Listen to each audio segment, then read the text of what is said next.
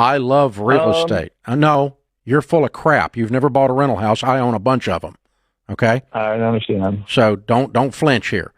Me and my wife recently paid off our house about 3 years ago, and we've been trying to save some money. We got about $175,000 saved up. Cool. And we're getting ready to purchase another house, and so I was debating, because I was going to use it for a rental, if I should just go ahead and put the whole $175,000 down on it. The home is about $292,000, so it'd be, over 50% down. But what I was concerned about is whether I should be investing that much into the one home, or if I should leverage myself, keep maybe 50% of that, and put maybe $75,000 on one home and $75,000 on a second home. And when you start talking about rental property, really when you talk about anything, but when you talk about rental property, people particularly struggle with one issue. Here's the thing you have to remember. Debt equals risk. More debt equals more risk. More debt equals lower cash flow, less cash position, and more risk. So if you buy one house with 50% down, you have less risk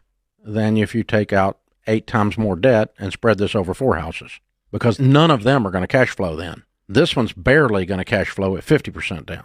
I love real estate. No, you're full of crap. You've never bought a rental house. I own a bunch of them. Okay? I understand. So don't flinch here.